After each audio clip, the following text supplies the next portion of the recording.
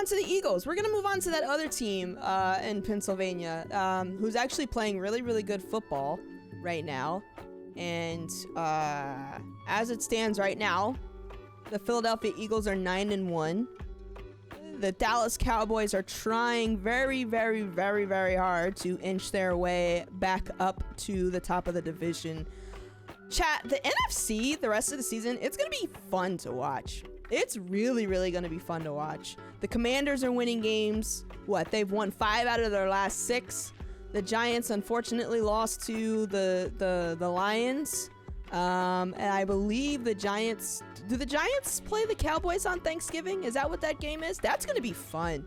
That's going to be a lot of fun. I mean, I honestly can say that I don't even know who I'm going with for that particular game. But I didn't necessarily want to talk about the Eagles. We know they're in terms of like their football team. Like they almost had an interesting situation on Sunday against the Colts. The Colts almost won. Like we're not going to give the Colts their due. Like they legit almost won that game. I just want to talk about Nick Sirianni, and let me know if I'm not saying his name right. Let me know if I'm not. I want to make sure that I am saying it right. But I just want to talk about him and his emotions. Okay.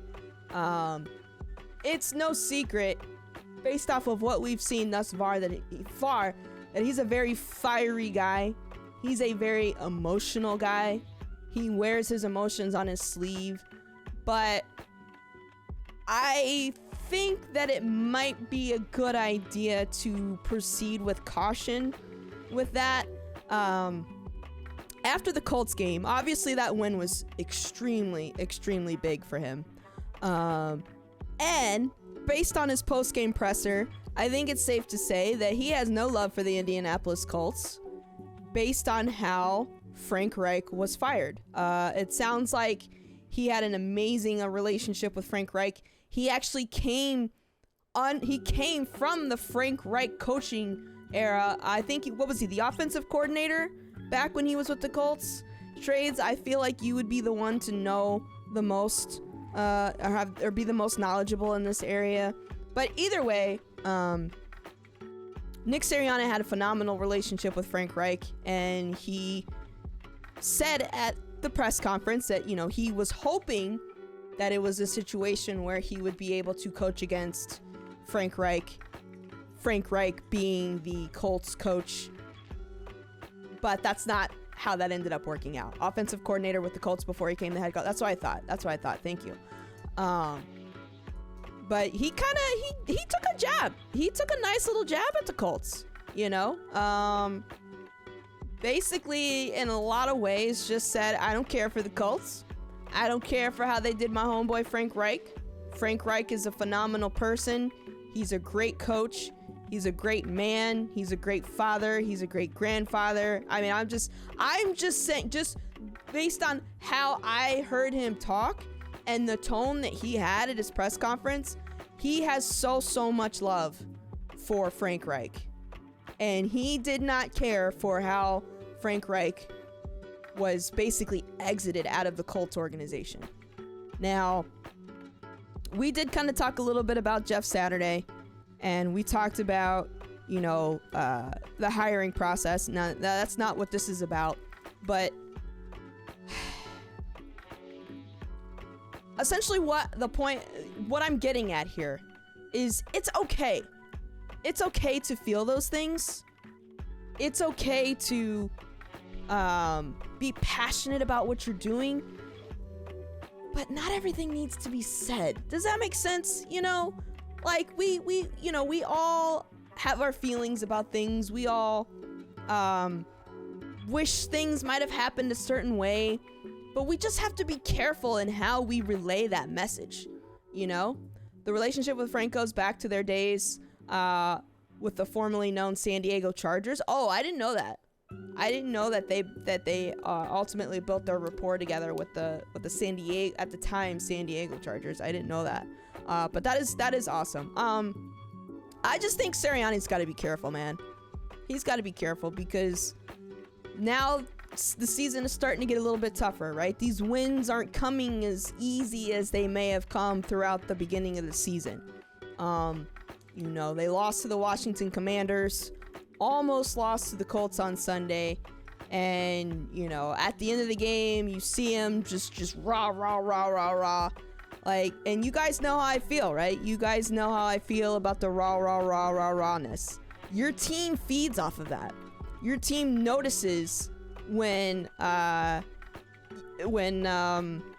if things aren't going well, whether or not you have the consistency and that energy, right? And I don't know if the Philly media is exactly like the New York media, but it's nothing too kind either. Like, let's just be real. The Philly media can be just as toxic, can be just as grueling as the New York media. And, and again, don't get me misconstrued. Don't get me, I like the guy. I do. Everybody loves winning, right? And the Philadelphia Eagles are on a, they did what they were supposed to do, which was bounce back from a pretty nasty loss that they had with the Commanders. And again, they almost didn't make it in terms of almost not winning that game against the Colts, but they did. But Nick, you gotta be careful, man. You gotta be careful because, we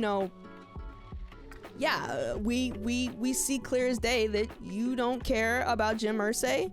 You don't care about the Colts. You were hoping that it was going to be a situation where you could coach against your former mentor. I'll just go ahead and call him a mentor because that's what it sounds like he was to him. Yes, Frank was the offensive coordinator and Sirianni was the QB coach. Okay. Wow. So they go back a ways. That's cool. They do go back a ways. But you are going to have some games. I think the Philadelphia Eagles will have another loss on their hands. I'm not going to say that they're going to lose the rest of their games, but I do feel like another loss is coming. And, you have to be careful with your emotions as a coach. You have to be careful with your emotions as a coach. And we've talked about this before, specifically with Sean McVay. What's going on, Roz? We've talked about this before, right? Sean McVay running freaking 100 freaking meters to go congratulate his players after they score a touchdown. The Rams are bad right now. The defending Super Bowl champion Los Angeles Rams are not a good football team right now. We don't see that consistent energy. I get it. No one likes losing. No one's going to celebrate losing. But that's, to me, just makes a point even more so of why you need to harness that emotion. Yeah, you're happy. You're excited, and you make that known with your team after the game. You make it known before the game, right? That's locker room behavior. When you're on the sideline, running up and down the field when things are going great, like, some players feed off of that energy, and you just have to be careful. You have to be careful with that. So, and I don't know, maybe it's just this new wave of coaches. Maybe perhaps this is energy that they've always had, and now they feel like they're in a place to truly display it. As it pertains to being on the sideline during the games. I don't know.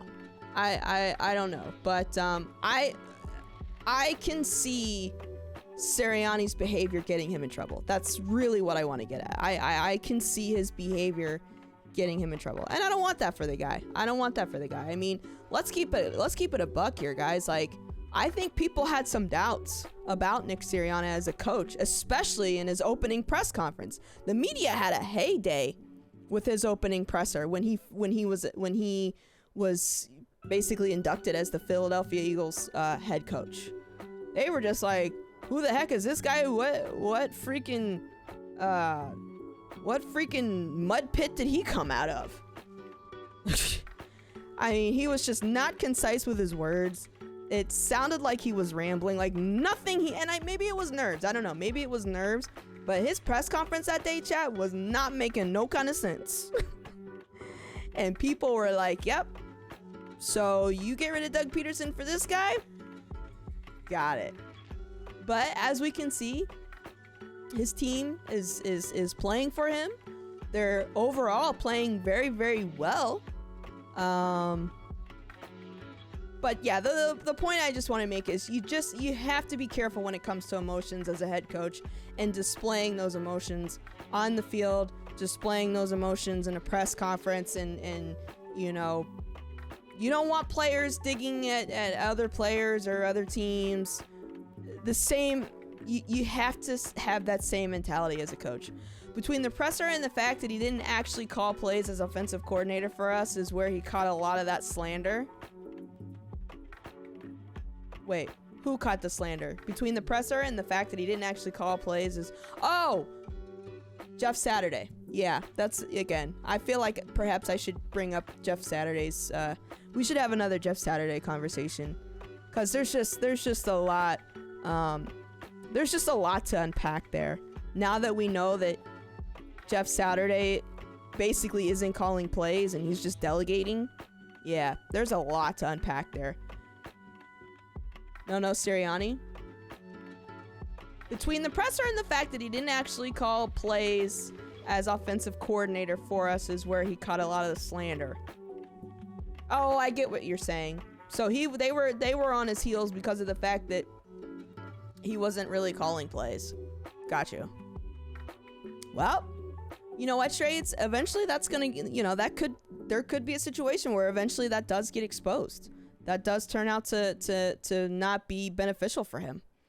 But again, the point that I wanted to make is just he's got to find a way. I get it. You're excited. Your team is really good right now. You've got your eye on the prize, which is the Super Bowl. You know, I do think that the Philadelphia Eagles are going to make it to the NFC Championship game.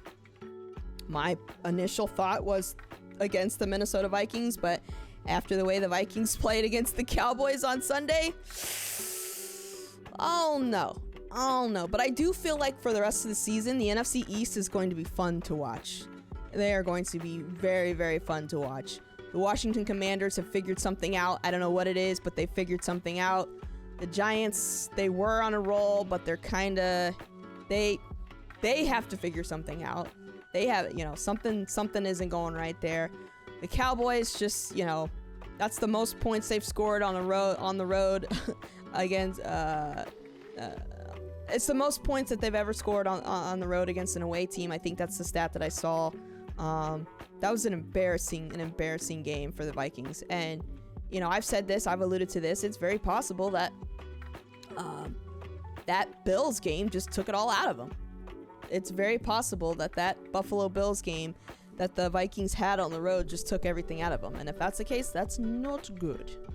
That is not good. But I still have the Vikings winning the division. They're 8-2 right now. What's even crazier, Chad, is the fact that the Lions, the Detroit Lions, are second in the division. So I don't know. It's getting close in the NFC North and in the NFC East. I'm more intrigued with the NFC East than I am the North, but the North, that might be fun to watch too. But again, I like Nick Sirianni. Clearly his players are responding to him. His team is responding to him. But you gotta be careful with the emotions, buddy.